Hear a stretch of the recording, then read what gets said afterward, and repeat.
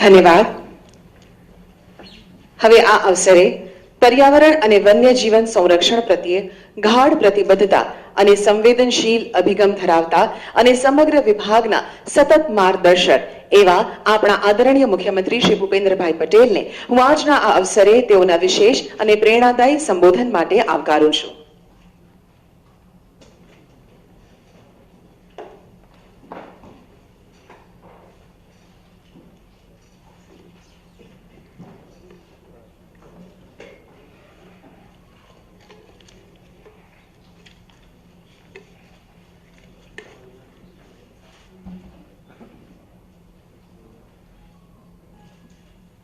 बहुत बुरी चीज.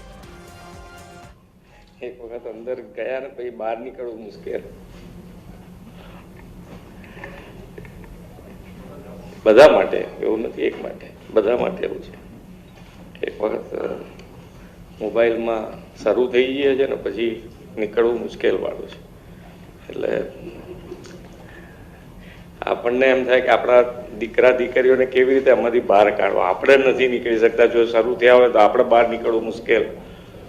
એટલે આના માટેનો આપણે બધાએ ભેગા થઈને કંઈક વિચાર કરવો પડે કે આમાંથી કેવી રીતે આપણે છૂટીએ અને આપણા ભવિષ્યને બી આમાંથી છોડાઈએ. એટલે લિમિટ કોઈ બી રીતે કઈ રીતે નક્કી કરી શકાય એના માટેનો વિચાર કરવો હવે સમય આવી ગયો છે. આનો સમય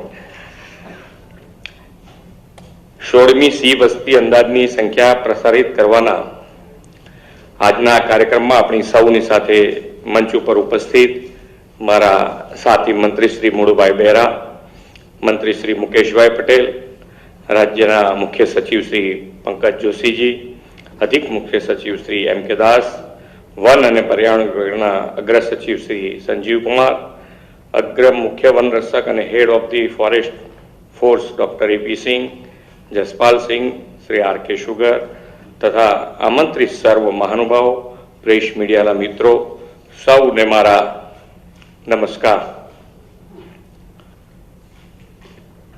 આપણે સૌ જાણીએ છીએ એમ ઓપરેશન સિંદૂરની જ્વલંત સફળતા માટે યશસ્વી વડાપ્રધાન શ્રી નરેન્દ્રભાઈ મોદી સાહેબ અને ભારતીય સેનાના દરેક જવાનોને ખૂબ ખૂબ અભિનંદન પાઠવું છું.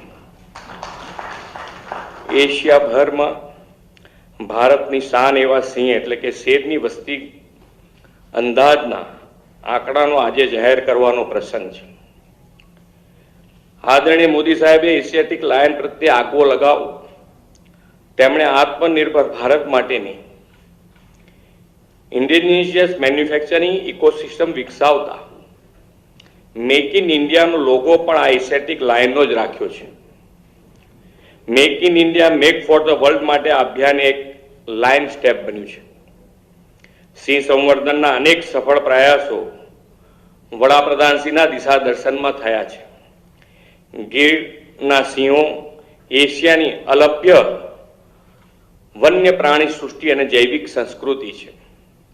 ભૌગોલિક પરિસ્થિતિ અને આબોહવાની દ્રષ્ટિએ જ નહીં પરંતુ વન્ય પ્રાણી સંરક્ષણના રાજ્ય સરકારના કાળજીભર્યા સાતત્યપૂર્ણ અભિગમને કારણે જ ગીરના સિંહોનું સંખ્યાબળ ઉત્તરોત્તર વધતું રહ્યું છે. એ તાજેતરની સિંહ વસ્તી ગણતરીથી પરથી ફલિત થાય છે.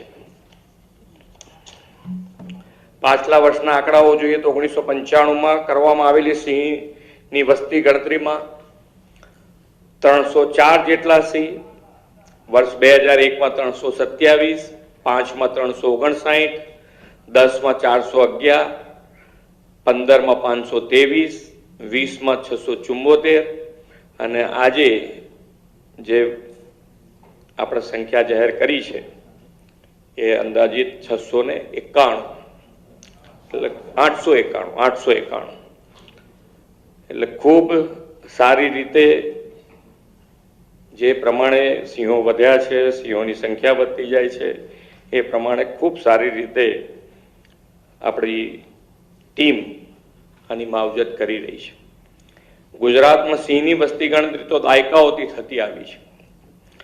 ઇતિહાસમાં એવું પણ જાણવા મળે છે કે પહેલા સિંહના પગલાની છાપ પરથી તેમની ગણતરી થતી. ગુજરાતની અલગ રાજ્ય તરીકેની સ્થાપના પછી વન્ય વિભાગે પહેલીવાર 1963માં સિંહની વસ્તી ગણતરી હાથ ધરી હતી. એમાં સિંહના પગલાની છાપ અને કલર માર્કિંગનો ઉપયોગ કરવામાં આવ્યો હતો. શ્રી નરેન્દ્રભાઈ મોદી તત્કાલીન મુખ્યમંત્રી તરીકેના કાર્યકાળમાં આ પરંપરાગત પદ્ધતિ બદલીને total count by direct sighting at block સિસ્ટમથી સિંહની ગણતરી શરૂ કરાવી હતી.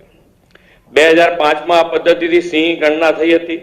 2010માં પહેલીવાર સૌથી વધુ આધુનિક ટેકનોલોજીનો વિનિયોગ, સ્થાનિક લોકોનો અનુભવ, જ્ઞાનનો સહયોગ અને માલધારીઓના અભૂતપૂર્વ ભાવનાત્મક સક્રિય ભાગીદારીથી સિંહોની ગણના કરવામાં આવી. શ્રી નરેન્દ્રભાઈ ટેકનોલોજીના મહત્તમ ઉપયોગથી જે પ્રેરણા આપી છે તે મુજબ પરિવર્તન આપણે સિંહના આવી વસ્તી ગણતરીમાં લાવ્યા છે. આ વખતે રાજ્યમાં 11 જિલ્લામાં 58 તાલુકામાં 35,000 ચોરસ કિલોમીટરના વિસ્તારમાં સિંહ વસ્તી અંદાજની કામગીરી કરવામાં આવી છે. ડેટા રેકોર્ડિંગ માટે ટાઈમિંગ, જીપીએસ લોકેશન, ચિહ્નો, ફોટા, મુવમેન્ટની દિશા સહિતનું નિરીક્ષણ કરવામાં આવ્યું. જીઆઈએસ અને સ્ટેટિકલ સોફ્ટવેરની મદદથી ડેટાનું એકત્રીકરણ, સંકલન, નિષ્કરણ, આલેખન કરવામાં આવ્યું. વડાપ્રધાનશ્રીએ 74માં સ્વાતંત્ર્ય દિવસે લાલ કિલ્લાની પ્રાચીર પરથી સિંહના લાંબા ગાળાના સંરક્ષણ માટે કામ કરવાના સંકલ્પ અને પ્રતિબદ્ધતા સાથે પ્રોજેક્ટ લાઇનની જાહેરાત કરી હતી. આ પ્રોજેક્ટમાં સિંહના હેબિટેટ અને વસ્તી પ્રબંધન, વન્ય પ્રાણી આરોગ્ય, માનવ અને પ્રાણી ઘર્ષણ, સ્થાનિક લોકોનો સહકાર, પ્રવાસન વિકાસ, વૈજ્ઞાનિક સંશોધન અને તાલીમ, ઇકો ડેવલપમેન્ટ તેમજ જૈવ વિવિધતાના સંરક્ષણ જેવી બાબતોને આવરી લેવામાં આવી. તાજેતરમાં તેમના હસ્તે લાયન 2047 વિઝન ફોર ધ અમૃતકાળ શીર્ષક સાથે પ્રોજેક્ટ લાયન દસ્તાવેજ જાહેર કરવામાં આવ્યો છે.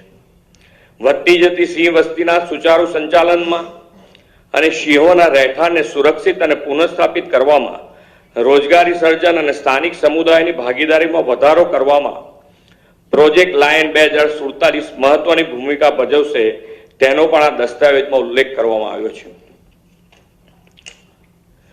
આદરણીય વડાપ્રધાનશ્રીએ સિંહના સંવર્ધનમાં જનભાગીદારીને મહત્વનું પાસું ગણાવ્યું છે.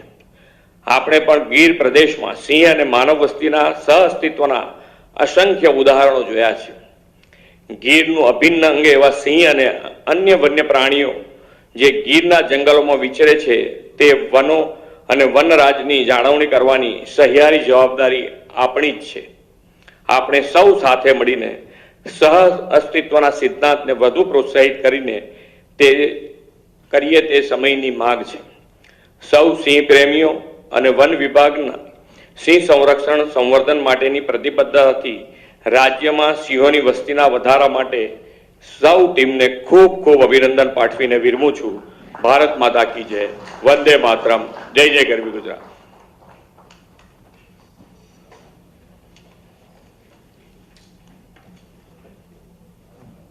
માનનીય મુખ્યમંત્રી શ્રી, આપના પ્રોત્સાહનપૂર્ણ શબ્દો, સંવેદનશીલ અભિગમ, નેતૃત્વ માટે અમે પણ આપનો ખૂબ ખૂબ આભાર માનીએ છીએ. અને આ સાથે ગુજરાત આવિર્ભાવ પામતા આપણા સિંહો માટે સુરક્ષિત ને સમૃદ્ધ વાતાવરણ બની રહે તે સાથે જ આ કાર્યક્રમને સંપૂર્ણ જાહેર કરીએ છીએ. અને આપણો કુદરતી વારસો અને વન્ય પ્રેમ હર હંમેશ બન્યો રહે તેવી આપણે સૌ એનો સંકલ્પ લઈએ છીએ. આભાર માનનીય મુખ્યમંત્રી શ્રી.